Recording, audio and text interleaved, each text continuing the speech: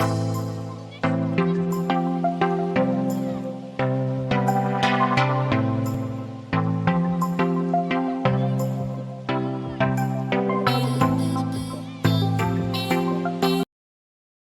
guys, Blaze Black with another video. This time we're going to go over how to troubleshoot a ground faulted motor in your Roach mech light system. And so I've made this little paint tutorial to simplify this, because in order to understand this method that we have used, that we have come up with, it's extremely important that you understand the structure of the conveyor. Right? So you're going to have your speed box and your control panel, and you're going to have your A plus and A minus lines, your armature lines that go to the motor. For simplicity purposes, I have removed all the other wiring. We just want to follow those two lines. That's all we really care about when we find our ground fault. All right. And then you have your A plus and A minus that travel through these junction boxes. All right. These are the little junction boxes that connect to the motors. All the stars are the motors. All right. On a 48-inch section, you'll have 4 motors. On a 36.3 usually.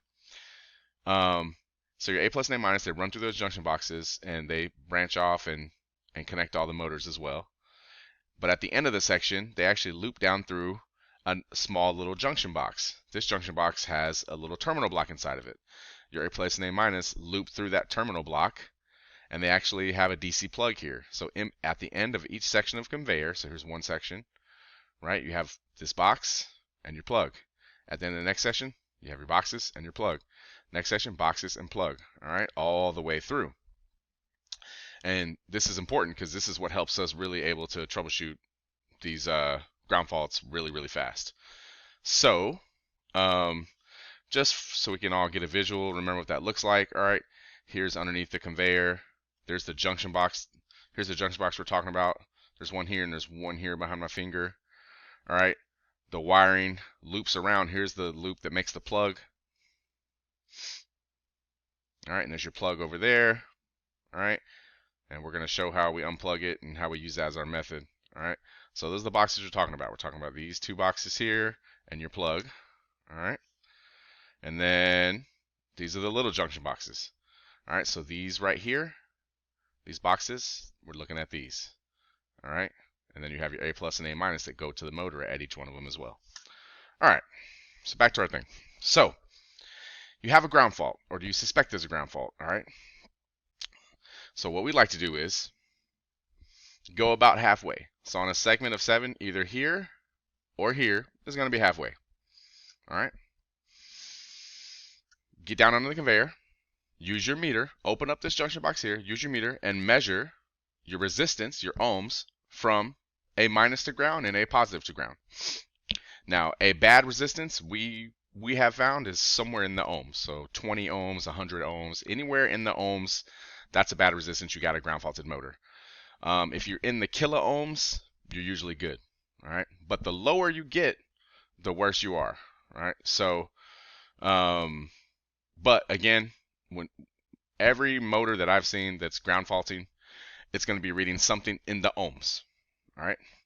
So come here, open up the box, measure A plus to ground, A minus to ground.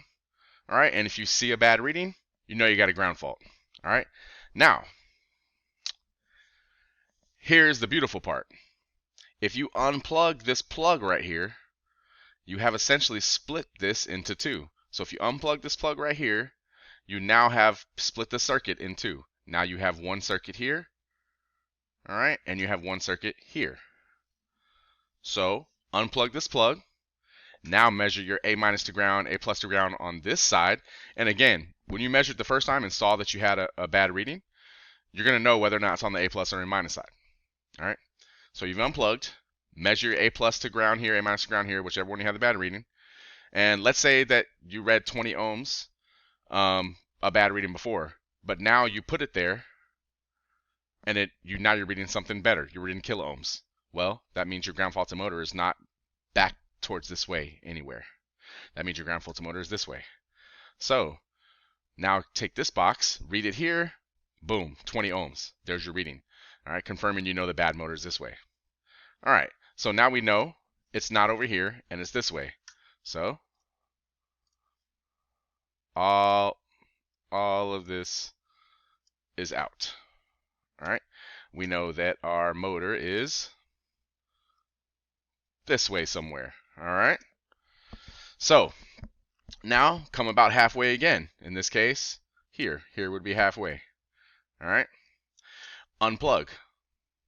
Now you've unplugged. Now you have narrowed down to this section or this section, right? So unplug. Now open this junction box here. Put your meter there. Oh, good reading again. Okay, so these two segments here are good. We got a good reading. We know these two are good. All right.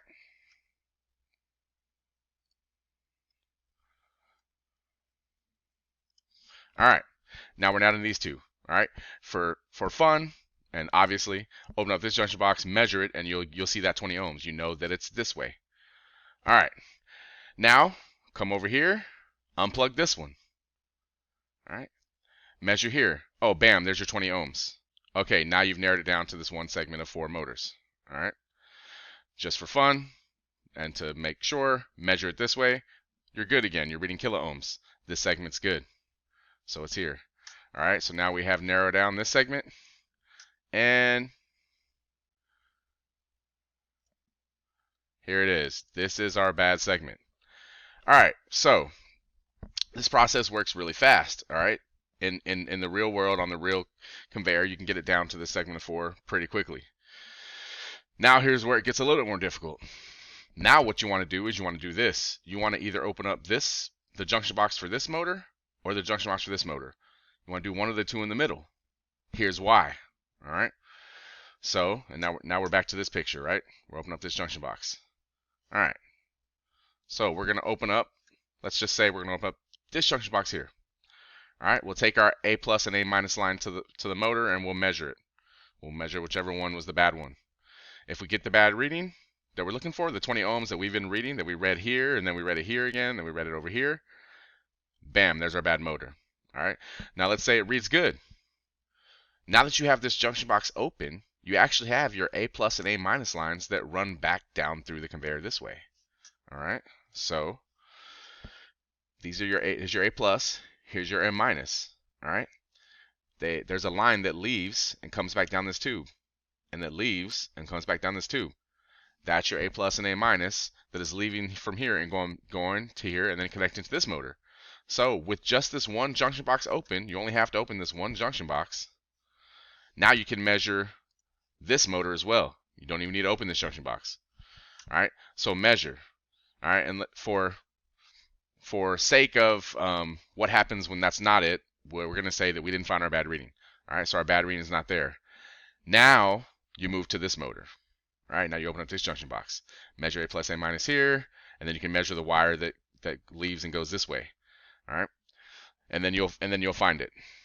All right, so to recap, all right, unplug, measure A plus and A minus this way, and you'll see which direction your bad motor is in.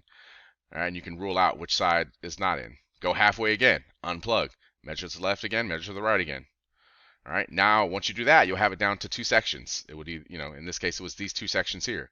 Unplug, measure this way, measure this way. You'll have it down to your 1 section. Open one of the middle motors, measure A plus and A minus, then you can measure A plus and A minus directly to that motor. All right, or you can measure it using the wires that are coming through the conduit and measure it to this motor.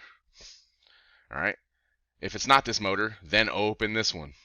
Now you'll know. All right, so that is the maximum possible time. Sometimes you'll get lucky and you might open the one that's there, or it'll be this one and you'll have it right away. All right, and then on 36-inch segments, most of the time you see those segments only have 3 motors. Perfect. If you only have 3 motors, make sure you open that middle motor. You're only going to open that one junction box. You open that one if it's 36-inch segment and there are 3 motors. You open up this one box. You got your A plus and A minus to this motor. You got your A plus and A minus going to that motor and going to that motor. Within a minute, you're going to find the bad motor. All right. So that's what it looks like here. Now we're going to fast forward, and I'm going to let one of my colleagues show you what that looks like on the conveyor.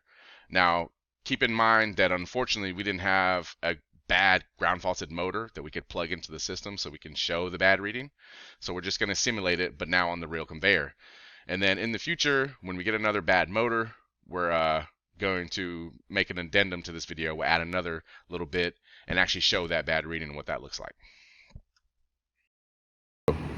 Hey, my name is Anthony. I'm a tech here at DG9, and I want to give you some tips on how to find a ground fault in your motor circuit. So the reason when you have a SEV and it's only on one section of conveyor attached to one speed box, okay, you need to try and track down if you have a ground fault in your motor circuit before you start to diagnose the problems that you might have in the speed box. Because the SEVs we've had here, we've come to realize that that is the root cause of your problems in your speed box, is a ground faulted motor.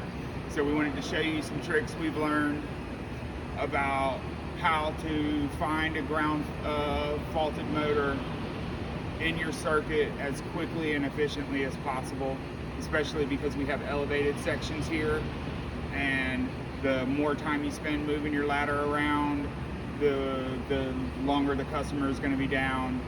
And so we just wanted to show you what we've learned so that you can do this as quickly as possible. And I want to find out if there is a ground fault in this motor circuit. So what I do is I'll go to any junction box, anywhere you can do it. You can measure it at the speed box, you can measure it in the big box next to the speed box, or you can measure it on one of these little junction boxes here. And but when I first approach this, I want to go to the middle of the conveyor, because I want to show you a trick that you can use to find out, because you need to start narrowing down where in the conveyor your bad motor is. Okay, so you go to the middle, and I'll show you a trick to where you can decide if the ground fault is that way or if the ground fault is this way. It's not really a trick, it's just it's pretty.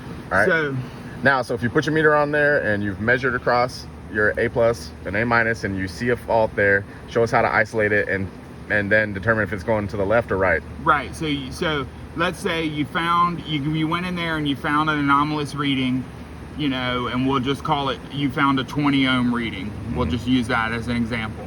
So that's a strong ground fault. And so now we want to show you the method of finding that ground fault. So the way we do this, and this is why I said, approach the middle of the conveyor, is what you can do is you can come over here and just unplug your conveyor. Okay, so now this section over here is isolated from this section, and all we had to do was unplug the conveyor. Okay, and then you can come over here to your junction boxes and you can measure A plus and A minus to ground. And if you, let's just say, for example, oh, okay, suddenly we're back in the kilo-ohm range on this junction box because we've isolated from this section of conveyor back here. So now this section's reading a normal range in the kilo-ohm range. So we know the ground fault is not that way. Well, then what you can do is you can come over to this junction box, because now this junction box is isolated from that section of conveyor, and you measure A plus, A minus to ground, and you're like, oh, there's the 20 ohms again. Okay, so now you know that the ground fault is going that way. So, all right, so we determined from here that the ground fault is not this way, back to that power drop. We determined that it is going this way, back to that power drop. All right, go ahead, Anthony. Okay, so then what you want to do, what I like to do, is I'm going to cut it in half again, more or less. So I know it's in this section, this half of the conveyor. So I'm going to come here and I'm going to use the same trick. I'm going to come down here. I'm going to get under. You're going to unplug. I'm going to unplug my conveyor, and I'm going to open these two junction boxes. Right. And you're going to read. You're going to read this one on the left here, right? Yep. To go that way, and the one on the right if you want to go that way. So you slide under here, and you open your two junction boxes again. And you can see, using this method of using the plugs and the junction boxes, you know, you're not having to undo any wires, or at least initially, you're not having to undo any wires, and you can isolate a ground fault in a motor, you know, and, you know, honestly, you could probably find it in, you know, depending on if it's elevated or not, and, you know, safety considerations, you know, 30 minutes, which I think is, you know, a reasonable amount of time. So, you know, you're like, oh, no ground fault that way. So then, because we're isolated, this section is isolated from that one. So there's no ground fault. That's, you know, for example, that's just reading in the normal kiloohm range. And then we come over here and we measure A+ to ground. And, you know, there's our 20 ohm, you know, reading again. Yep. Okay, so now we know. You just do that process of elimination. And, you know, that's why you're cutting it in halves, because that's the fastest method. You do that process of elimination, and eventually you'll be able to isolate your conveyor, your section of conveyor that you know has the ground fault. Yep. Okay? Well, after that point, now we're down to 2 segments, right? So now if you travel from this one to here, now you do the same thing here. Now you're either going to have this segment or this segment. Right. All right. So let's say we measure our bad reading to the left. Now we're here. Now we got this one segment of 4 motors. Now what are we doing? Right. And so, you know, another thing is when you initially take those readings, you're going to know if the ground fault is on the A+ side or the A- side, right? And so then from that point going forward, all you have to do is measure whichever side the ground fault showed up on, right? So let's just say it's on the A+ side, right? And, you know, we know that's the black wire. So we know it's this section of conveyor. So you can come in here, and if you undo all of your wiring in this one junction box, we'll be able to figure out if it's this motor that's bad, if it's this motor that's bad, or if it's these 2 motors that are bad. Okay?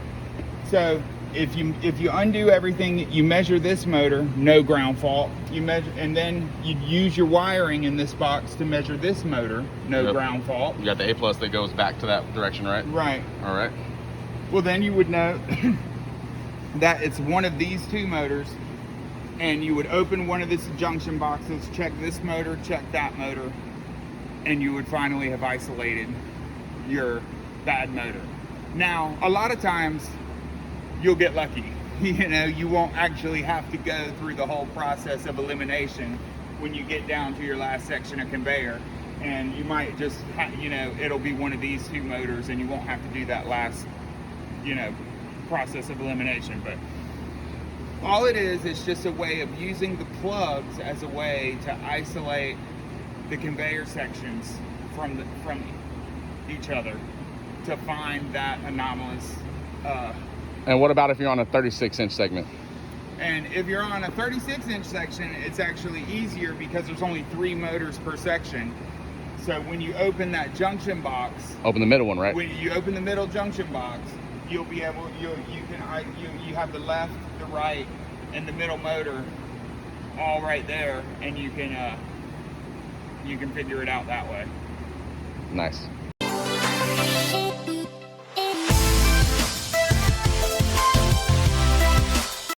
Go. So for this troubleshooting method, this is for, you know, your normal mech light Roach system. It's a little different with the flex conveyors. So on the flex conveyors, the system's a little different because it has the GFCI, and that actually is so sensitive that when you get a ground fault in the kiloohm range, I've seen it like 20 kiloohms. That's caused by the brush dust. That's actually enough to trip those ground fault indicators. And so on those, what you have to do, if you got a flex conveyor that's not running, and you measure and you got that ground ground fault in the kiloohm range, that might be enough to trip that might be enough of a ground fault to trip that ground fault indicator. And what you need to do, what we've done, is if you just go in there and you blow out the motor brush dust, right, it'll return you know, A plus and A minus to ground back to an open loop like it's supposed to be, and you won't trip that ground fault indicator, and your flex conveyor will return to normal function. Awesome.